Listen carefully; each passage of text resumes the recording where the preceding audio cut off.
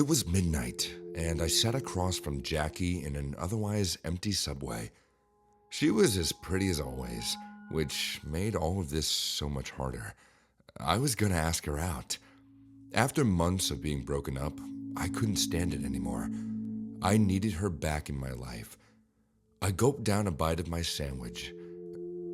"Jackie," I said, "I'm really glad you agreed to meet me. I missed you. I want us to be together." The words waited on my tongue. I'd even practiced them in front of my bathroom mirror, but they wouldn't come out. The awkward silence hung in the air. Jackie grimaced.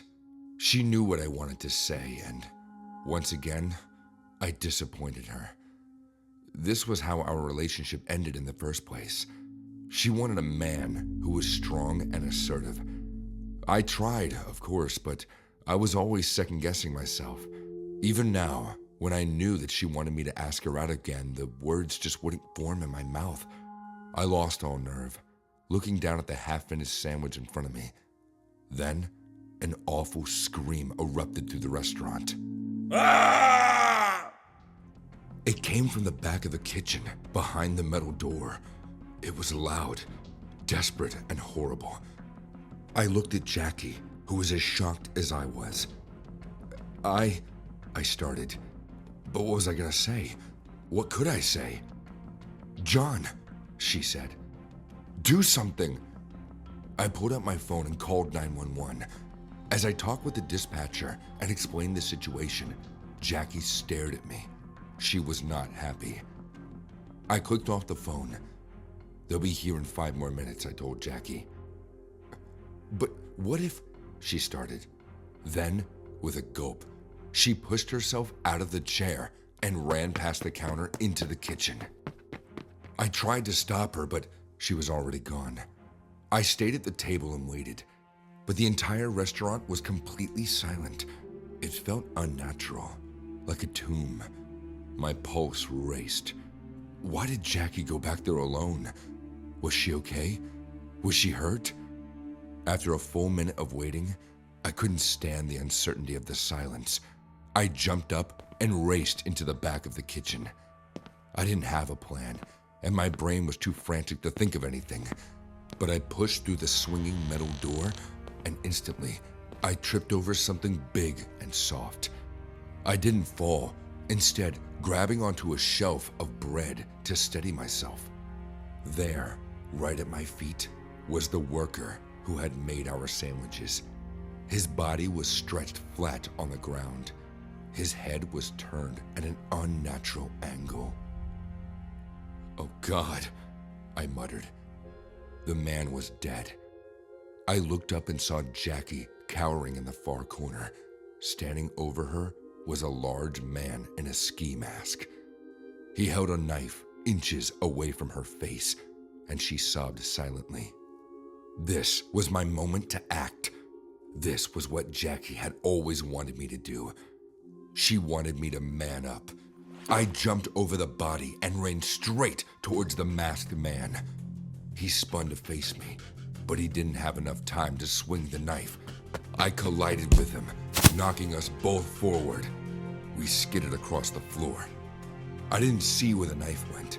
As I held the man down, and as he struggled to push me off, Jackie jumped to her feet. "Run!" I shouted, but she didn't. She just stood there, frozen, watching us. She could have left at any time, but I guess the fear kept her in place. I saw the knife sitting just underneath the bread cart. As I reached for it, the man pushed himself to his feet. Once again, he ran towards Jackie, and I grabbed him by the leg. He fell again. I had the knife in my hand now, but he grabbed my wrist. We wrestled over it. He was much stronger than I was, but I didn't let go. He pushed me backwards, and we reached the kitchen door, both of us struggling for the knife and sidestepping the body on the floor. We made it back to the main area of the restaurant. Using one hand, the man grabbed a bottle of mustard and squirted it at my face. It didn't get into my eyes, thankfully, but I was knocked off balance. I fell against the sandwich counter and collapsed onto the tile. His large hands grabbed my arms. It was painful, but still felt like he was holding back some of his strength. He twisted his body to the side and I pinned him down. I crouched to the top of him, one hand wrapped around his throat and the other holding the knife. I raised it up. The man, rather than pushing me off of him, reached for his mask and revealed his face. And boy, oh boy, was he a handsome man. And oddly, looked familiar, as if I'd seen him passing in some club or party. His eyes pleaded for me to let him go. Behind him, the metal door swung open and Jackie walked back in. She saw me on top of her now maskless attacker. She shouted, "John, do it!" I raised the knife even higher. Would I really follow through with this? Was I gonna stab him? If I didn't, he'd just wriggle out of my grip and attack us again. I had to stop him. I had to be confident. "Man the hell up!" Jackie shouted at me. As I lowered the knife, building all the courage I had, the glass doors burst open and a policeman ran inside. He was a young guy, not much older than me, and he pointed the gun right at us. "Hands up!" he shouted. But before I could throw the knife down and do as the officer said, Jackie screamed, "He has a knife! God, he's not stopping!" The next thing I heard was an earth-shattering bang that shook the glass walls and echoed throughout the restaurant. I didn't feel the pain of the bullet at first, but I felt its force. My body toppled to the side, landing hard on the tile. The knife clattered to my side. I grabbed my arm, feeling warm blood ooze out of me. That was when the pain came. Not just pain, but a full body coldness that washed over me. I was shot. I was bleeding out. And through the sparks of light dancing across my vision, I saw the other man run towards Jackie. For a second, I thought he was going to attack her, but instead, he wrapped her in a protective hug. She laid her head on his shoulder, sobbing. The cop screamed at me, "Don't move!" I tried to tell him this was a big mistake, that he shot the wrong guy, but I was in too much pain. "It was terrible," Jackie told the cops. "He just went crazy and attacked my boyfriend, and I think he killed someone in the kitchen too." I looked at the ski mask, crumpled up on the floor next to me. Then, I took one long look at Jackie, a look filled with hatred. She smiled back. I was put behind bars after I recovered. That evil woman, whom I loved, was stupid enough to frame me as a killer.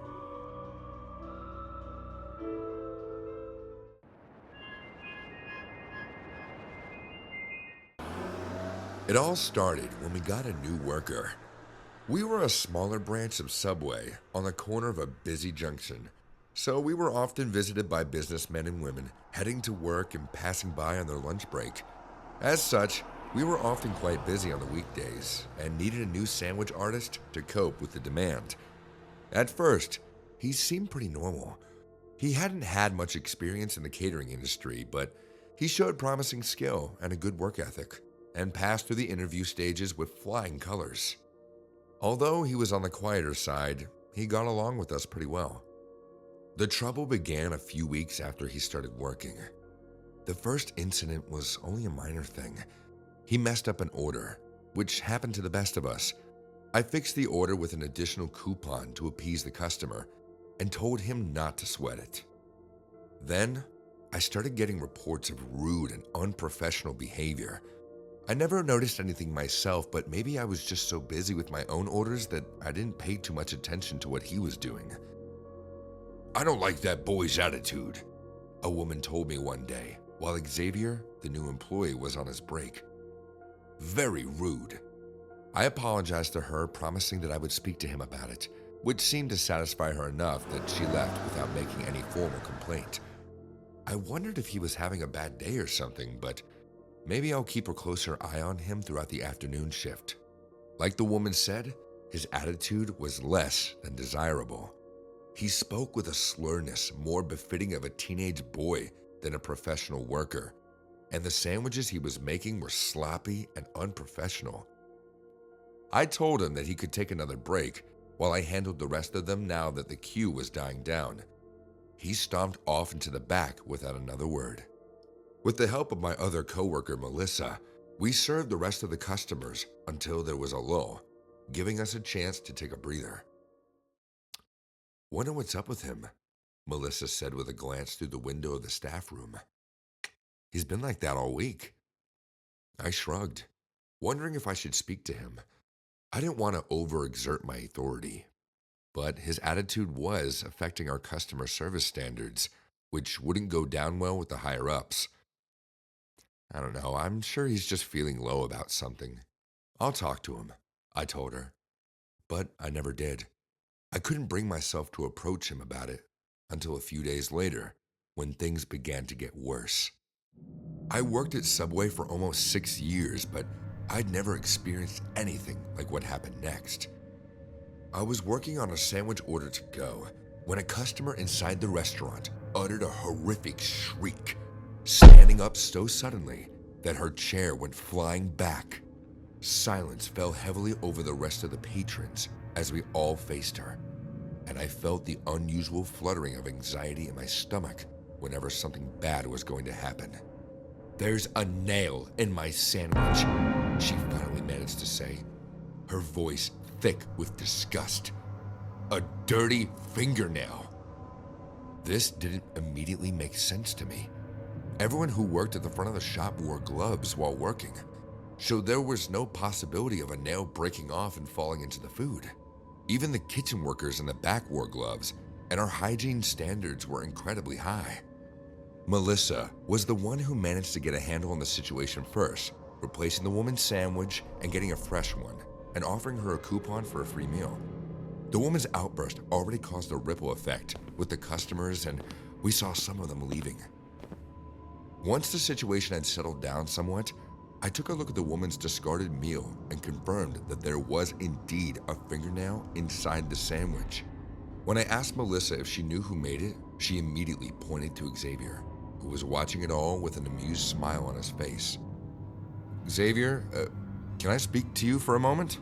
I finally said, pulling him aside. "That sandwich, you made it, didn't you?" His expression narrowed at me, a ridge forming around his jaw. "Yeah, but I didn't put the nail in it," he said before I could accuse him of anything. It must have already been in the filling." I confirmed that he was wearing gloves, and even went as far as checking his nails, but they were all short and clean. I didn't have any evidence to prove that he might have done it on purpose somehow. I let him go, promising that if anything happened like this again, that I would arrange to meet with the bosses. We couldn't have a new employee bringing down our customer satisfaction and giving us a bad rep. That would have been very bad for business. The next week passed without any further incidents, and Xavier seemed to return back to normal, completing his work with the same gusto that he started out with. Figuring it just might have been a bad spell, I let him get on with things and didn't raise any concern with the manager. Only that wasn't the last of Xavier's strange behavior, and it was nothing compared to what was about to come. About a month into his employment at our Subway, the worst happened. It was another busy weekday, with long queues and full tables. I was rushed off my feet, and I could feel sweat dribbling down my neck, making my uniform stick uncomfortably to my skin as I served customer after customer. The last thing we needed was a customer complaint. Even worse would be an accident.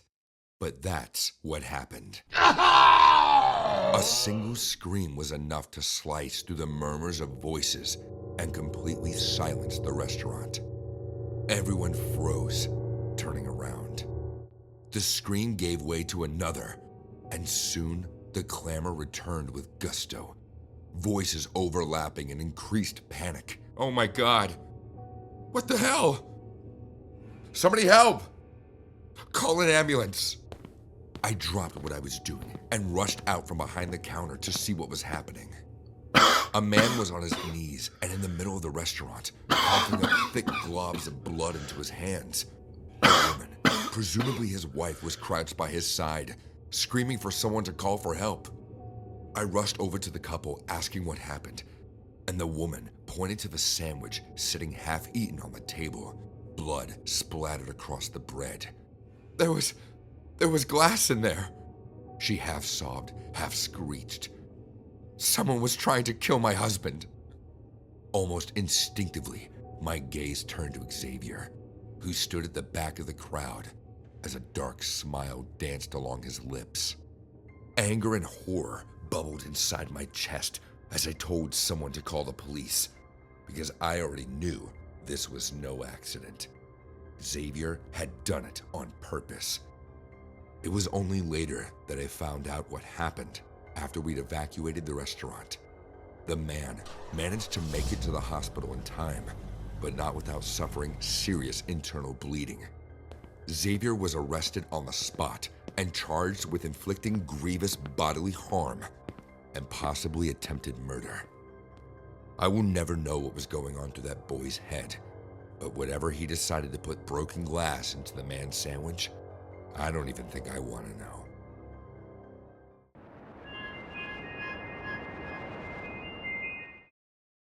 Ever since I was a kid, my best friends Tracy and Gretchen would take me to Burger King for my birthday. We'd feast on chicken nuggets and hang out for hours.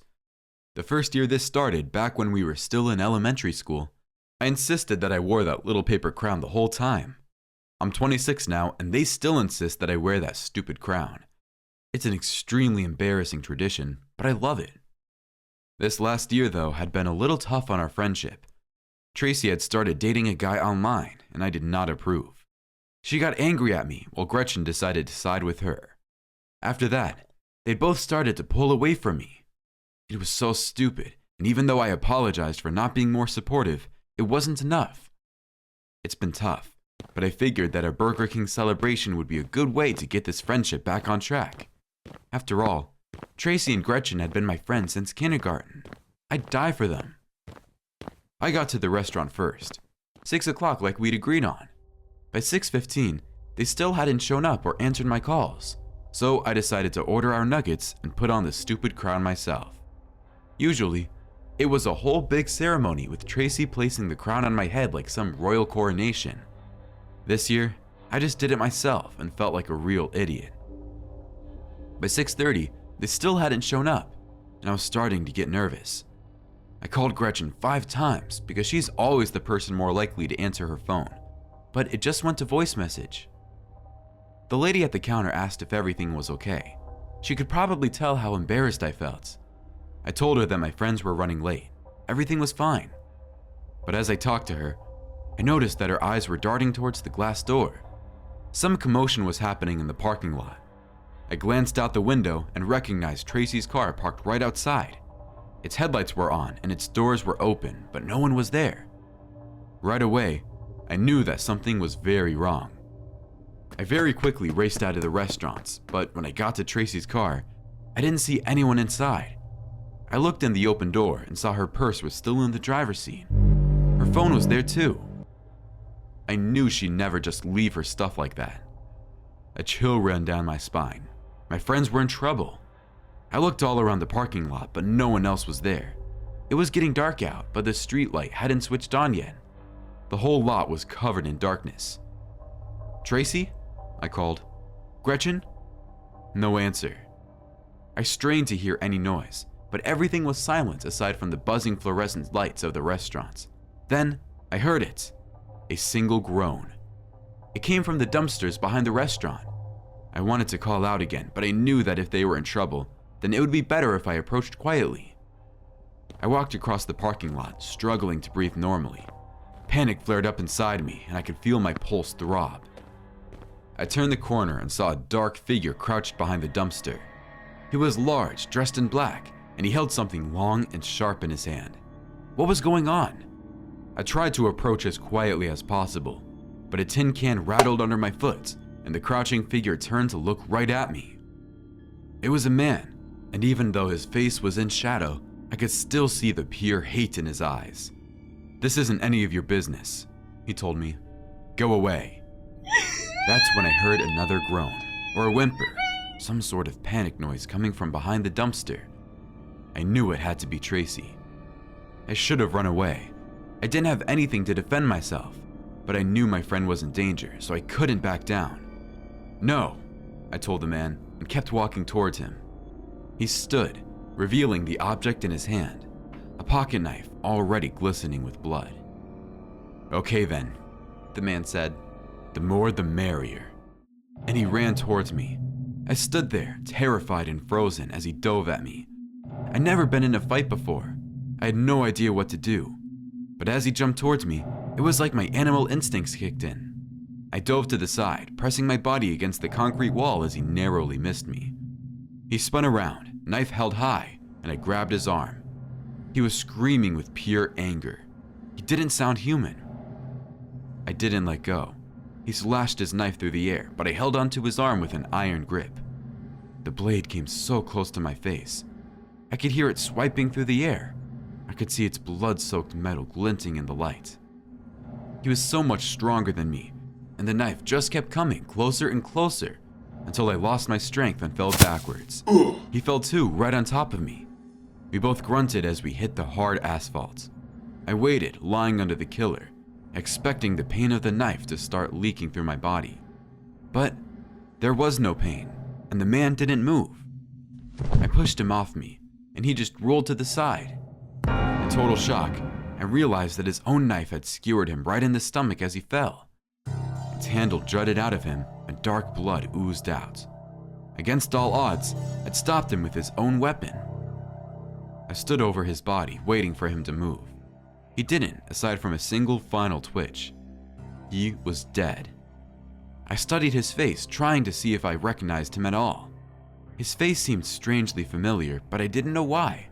Then I realized this was Tracy's online boyfriend, the man I'd warned her against.